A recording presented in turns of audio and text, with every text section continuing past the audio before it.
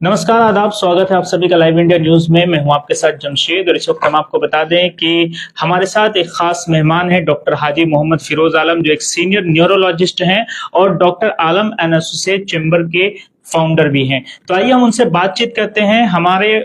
उनके सामने आने का एक खास वजह यह है कि माह रमजान आ रहा है और रमजानुल मुबारक के महीने में लोगों को अपने हेल्थ का ख्याल किस तरीके से रखना चाहिए, आखिर एक डॉक्टर होने के नाते वो क्या कुछ सजेस्ट करते हैं, आइए हम उनसे जानने की कोशिश करते हैं। डॉक्टर साहब, आपका बहुत बहुत स्वागत है, खैर मकदम है। क्या कहना चाहेंगे, क्योंकि रमजानुल मुबारक के महीने में लोग जो है रोजे से होते हैं, तो अपने सेहत का ख्याल वो किस तरह से रखें? औज़ुबिल्लाहि मिनश्शैतानिर्रजीम, बिस्मिल्लाहिर्रहमानिर्रहीम। वाकई रमज़ानुल मुबारक का महीना इंशाअल्लाह सामने हफ्ते से शुरू हो जाएगा। तो लास्ट ईयर भी मैंने अपने पेशेंट को एडवाइस किया था और आज मुझे मौका मिला है कि मैं अपनी तरफ से बाहैसियत डॉक्टर सबको सलाह दूं कि रमज़ानुल मुबारक में क्या करना चाहिए, क्या खाना चाहिए। तो सबसे पहले तो मैं ये बता दूं कि जहाँ तक मेडिसिन का ताल्लुक है, दवाई का ताल्लुक है, तो कोशिश ये करनी है कि जो दवाइयाँ हम सुबह ब्रेकफास्ट से पहले, नाश्ते के पहले या नाश्ते के बाद लेते हैं, उसे हम सहरी में लिया करें, सहरी के साथ लिया करें। सहरी से पहले लिया करें, सहरी के बाद लिया करें। और जो दवाई हम रात को खाने के बाद लिया करते हैं, वो हम कोशिश करें इफ्तार के बाद ले लेने का, क्योंकि आजकल जो न्यूरोपैथी पेन नर्स की इतनी तकलीफ लोगों को हो रही है, तो कमोबेश सब दवा में थोड़ा सा सेडेशन होता है। तो आप अगर मगरिब के बाद अपनी दवाइयों को ले लेते हैं तो सहरी में आप आराम से उठ पाएंगे। और अगर रात को 9 बजे, 10 बजे, 11 बजे अपनी दवाई को लेते हैं तो सहरी के वक्त उठने में आपको हैंगओवर होगा, सर चकरा सकता है, वॉमिटिंग टेंडेंसी आ सकती है। तो मैं ये तमाम कैटेगरी ऑफ पेशेंट के लिए सलाह दूंगा कि आप सुबह जो नाश्ते के बाद या नाश्ते के पहले दवाई लेते हैं, इसे आप सहरी में लिया करें और रात की दवाई को इफ्तार के बाद लिया करें। ये है दवाई का मामला। अब रह गया, कुछ कुछ दवाइयाँ दोपहर को भी ली जाती है, तो आप उसे भी इफ्तार के बाद ही लिया करें।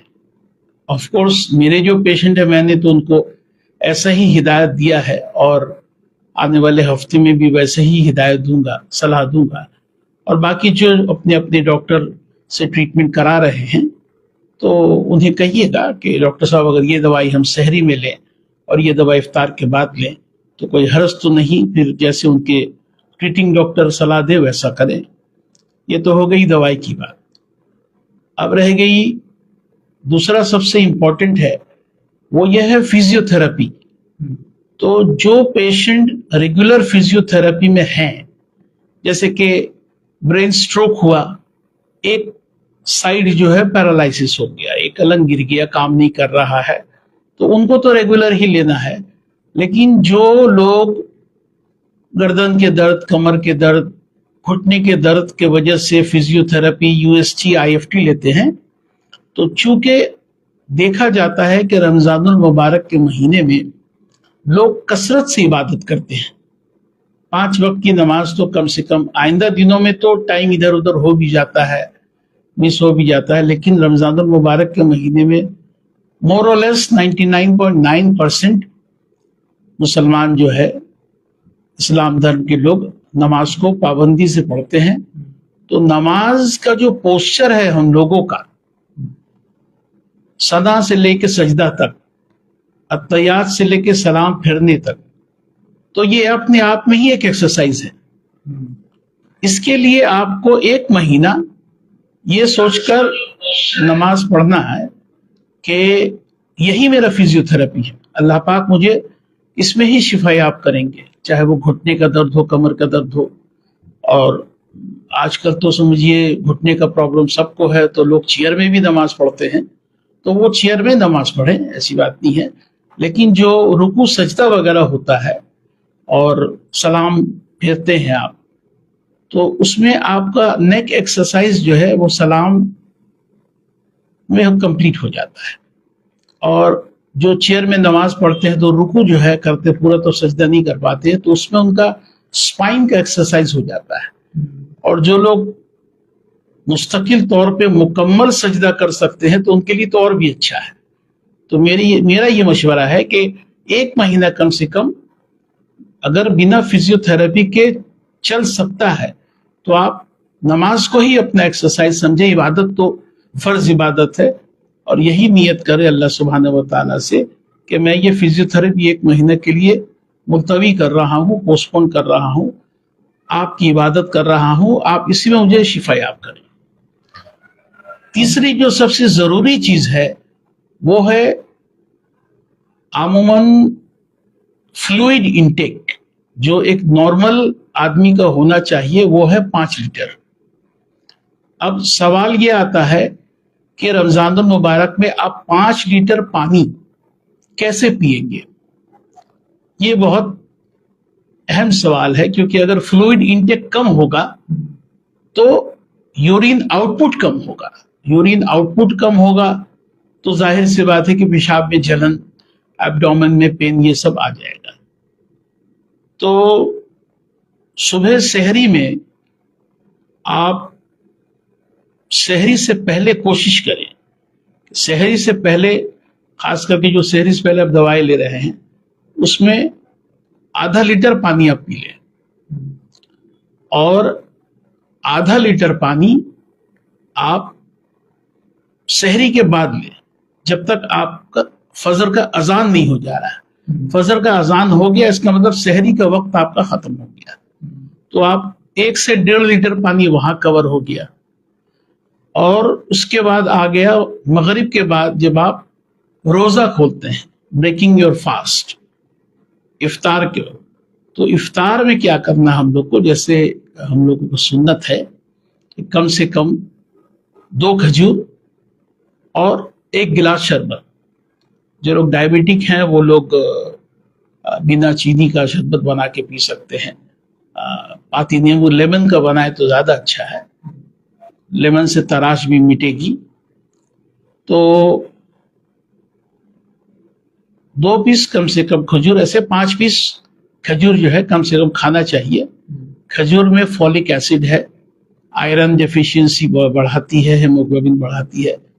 तो रमजान में हम लोग खास तौर पे रोजा जो है वो खजूर से ही खोलते हैं।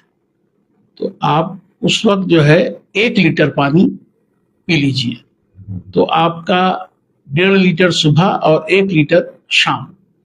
और इफ्तार में कोशिश ये कीजिए कि फ्रूट्स का इंटेक ज्यादा हो। आमतौर पे हम लोग यहाँ, जो हम लोगों का कल्चर है कि हम लोग फ्राइड आइटम्स ज्यादा खाते हैं। हम लोग तो अपने लड़कपन से देखते आ रहे हैं कि घर में, किचन में ज्यादातर तेल में तले हुए चीज ही खाते आ रहे हैं, तो उसको अवॉइड करना है। ज्यादा फ्रूट्स इंटेक करना है, और सीजनल फ्रूट्स किसी तरह से कोई नुकसान किसी को नहीं करता है, चाहे वो डायबिटिक हो चाहे नॉन डायबिटिक हो। और अभी अल्हम्दुलिल्लाह तरबूज का सीजन है, तो तरबूज जो है ये एक बहुत अच्छा सोर्स है हम लोग के बॉडी का वाटर इंटेक को मुकम्मल करने के लिए। तरबूज को जो है, इसको खाएं आप। तो मोरलेस जब आप तरबूज लेते हैं, तो अगर 1 क्वार्टर तरबूज खा लेते हैं आप, तो वहां आपका मोरलेस 800 ml से 1 लीटर पानी मेकअप हो जाता है। तो आप समझ के ये चलिए कि आपका 3.5 लीटर पानी इंटेक हो गया। तली हुए चीज को कम खाएं। अगर 1 पीस 2 पीस 4 पीस खा रहे हैं तो उसके साथ में खीरा खाएं। कच्चा प्याज नुकसान करता है, खीरा खाएं। तो खीरा क्या करेगा, वो जो तले हुए चीज है, जो ऑयल इंटेक है, उसको खीरा एब्जॉर्ब कर लेगा पेट में, तो आपको उससे नुकसान नहीं होगा। उसके बाद जो है वक्त कम होता है, मगरिब के अजान के बाद इफ्तार करके फौरन नमाज में खड़ा हो जाना पड़ता है। تو نماز سے آپ فارغ ہو کے پھر اپنا باقی افطار کریں، اور کوشش کریں کہ افطار کے بعد لیٹ نہیں جائیں، بستر پہ آرام نہیں کر لیں. آرام ضروری ہے 5-10 منٹ 15 منٹ، لیکن تھوڑا چلنا پھرنا ضروری ہے، کیونکہ دن بھر آپ نے جو کھایا ہے پھر اس کو ہضم ہوگا تب تو آپ رات میں ڈنر کر پائیے گا. جو لوگ انجیکشن وغیرہ لے رہے ہیں ان کے لیے کیا ہے، اس طرح سے وہ انجیکشن کا بھی وہی معاملہ ہے. جیسے پہلے تو آ جائیے کہ چونکہ ابھی مور دین 70% انڈین پاپولیشن جو ہے وہ ڈائبٹک ہے اور انسولین پہ ڈیپینڈنٹ ہے. تو میرا وہی مشورہ ہے کہ انسولین بھی اگر آپ لیتے ہیں تو مارننگ کا سحری کے ساتھ اور شام کا افطار کے بعد، اور اگر کوئی پین کلر وغیرہ لیتے ہیں کبھی کبھار تو وہ ڈنر کے بعد رات کو کھانے کے بعد لے سکتے ہیں. اور نرو وغیرہ کا بھی انجیکشن جو ہے جو لوگ لیتے ہیں ریگولر بیسس میں، وہ بھی میرا مشورہ ہے کہ رات کو کھانے کے بعد بہتر ہوگا، کیونکہ انجیکشن لینے کے بعد پھر عشاء کی نماز ہے اور تراویح کا معاملہ آ جاتا ہے. تو اگر افطار کے بعد آپ انجیکشن لیتے ہیں تو عام طور پہ کیا ہوتا ہے کہ کچھ انجیکشن تھوڑا پینفل ہوتا ہے، تو 20 رکعت تراویح جو ہے یہ بہت لمبا پروسیجر ہے. تو تراویح سے فارغ ہو کے آپ اپنا رات کا کھانا کوشش کریں کہ ایز ارلی ایز پاسبل کھا کے آپ سو جائیں، کیونکہ منیمم 7 گھنٹہ رمضان میں 6 سے 7 گھنٹہ سلیپ بھی ضروری ہے تمام فرض عبادت کے ساتھ. ڈاکٹر صاحب، جو لوگ روزہ رکھ کے کمزوری محسوس کرتے ہیں ان کے لیے کیا صلاح دیں گے آپ؟ دیکھیے، جو لوگ ڈائبٹک ہوتے ہیں ان کے لیے تو خالی پیٹ رہنا مناسب نہیں ہے، کیونکہ خالی پیٹ رہنے سے کیا ہوتا ہے کہ گلوکوز لیول بڑھ جاتا ہے اور انسولین لیول گھٹ جاتا ہے. تو جو روزہ رکھ کے کولیپس کر جائیں، رکھ نہ پائیں، تو ان کے لیے یہی مشورہ ہے کہ جو بیمار ہیں تو وہ روزہ نہ رکھیں، کیونکہ بیماری ہے. اور رہ گیا کمزوری کی بات، تو جیسا میں نے کہا آپ کو کہ اگر آپ سحری میں جو ہے ٹھیک سے سحری کریں. ٹھیک سے سحری کا مطلب یہ ہے کہ جیسے آپ یہ سمجھ کے مارننگ بریک فاسٹ جیسا کرتے ہیں، ایسا نہیں کہ پراٹھا بھی کھایا، کباب بھی کھایا، بریانی بھی کھایا، جو عام طور پہ دیکھتے ہیں کہ بہت سارے فیملیز میں ہوتا ہے. خاص طور پہ یہ کلچر پاکستان میں ہے. وہاں کب 2-3 مرتبہ گیا تو رمضان میں وہی کلچر دیکھا میں نے. تو وہ نہ کرے، break fast healthy break fast لیں، تاکہ وہ جو ہیلدی بریک فاسٹ سحری کے طور پہ لے، تاکہ وہ آپ کا فوڈ انرجی میں کنورٹ ہو کے دن بھر آپ کا ویکنس بھی دور رکھے گا اور آپ کو روزمرہ کام کرنے میں بھی ہیلپ کرے گا. رمضان کے شروعات کے دنوں میں اکثر لوگوں کو جو ہے کافی پریشانی یہ ہوتی ہے کہ روٹین گڑبڑا جاتا ہے. شروع میں جو 11 مہینہ جو روٹین چلتا ہے وہ رمضان میں 1 مہینے کے لیے تھوڑا چینج ہو جاتا ہے. تو شروعات کے دنوں میں کیا کچھ کرنا چاہیے انہیں کہ سب کچھ ٹھیک، روٹین گڑبڑانے کے بعد بھی وہ صحت کا خیال رکھتا ہے؟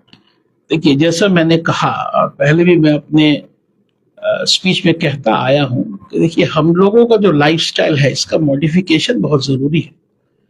عام طور پہ ہم لوگ کیا ہے، فجر کے وقت سونے والے لوگ ہیں اور ظہر کے وقت اٹھنے والے لوگ ہیں. کلکتہ میں تو یہی معاشرہ ہے. اس کو ہم لوگوں کو چینج کرنا ہوگا، تب ہم لوگوں کو رمضان میں بھی پریشانی نہیں ہوگی. اگر ہم لوگ یہ عادت ڈالیں کہ فجر میں نہیں اٹھ پا رہے ہیں آئندہ دنوں میں، تو بھی ایز ارلی ایز پاسبل اٹھنے کی کوشش کریں اور رات کو ٹھیک ٹائم سے سوئیں، میکسیمم 10 بجے تک. تو ہم نے جیسا کہا کہ دیکھیے 7 گھنٹے کا نیند بہت ضروری ہے. یہ جو آپ کہہ رہے ہیں کہ صحت گڑبڑا جاتی ہے، یہ اسی وجہ سے گڑبڑا جاتی ہے کیونکہ مکمل ہم لوگ سوتے نہیں ہیں. آپ دیکھیے گا سحری کے بعد سوتے ہیں لوگ، تراویح کے بعد بائک نکال کے لڑکے لوگ چائے وائے پینے چلے گئے، سارا رات گھوم رہے ہیں. اس سحری میں گھر آئے، سحری کیے، پھر مسجد میں گئے، نماز پڑھے، اس کے بعد آ کے سوتے ہیں، تو پھر ظہر میں اٹھتے ہیں. جن کا آفس ہے یا روٹین ان کا تو نہیں کہہ سکتے، ان کو تو جبرن اٹھنا ہی پڑے گا، اپنے کام میں جانا پڑے گا. تو ان کا اکثر جو ہے صحت خراب ہو جائے گا، کیونکہ جیسا میں نے کہا 7 आवर्स आप रमजान में भी कोशिश करें कि 7 घंटा। देख, कुछ रातें ऐसी हैं जो इबादत की रात है, वो अलग बात है, लेकिन वो रातें 5 शब कद्र है, तो ये सब अल्लाह को राजी करने की बात है। तो वो आपके बीच और अल्लाह सुब्हानहू व तआला के बीच की बात है, वो मैं नहीं जाना चाहता उस डिटेल में। मैं यही मशवरा दूंगा कि आम दिनों में भी आप 7 घंटा सोया करें और रमजानुल मुबारक में भी 7 घंटा सोया करें, तो देखिएगा आपका तबीयत जो है वो रमजान में नहीं बिगड़ेगा। बहुत बहुत शुक्रिया हमसे बातचीत करने के लिए। हमारे साथ डॉक्टर हाजी मोहम्मद फिरोज आलम साहब हैं, जिन्होंने रमज़ान में अपने सेहत का ख्याल रखने के लिए तमाम जानकारियां जो आपको जानना ज़रूरी है वो आपको दिए हैं। और डॉक्टर साहब के बारे में बता दें कि कई सामाजिक संस्थाओं से भी वो जुड़े हुए हैं और ख़ास तौर से डॉक्टर आलम एंड एसोसिएट्स के वो फाउंडर हैं। आप भी बने रहिए लाइव इंडिया न्यूज के साथ, और चूंकि रमजानुल मुबारक का महीना है तो आपको रमजान की बहुत बहुत मुबारकबाद, और आप भी अपने सेहत का खास तौर से ख्याल रखें। शुक्रिया।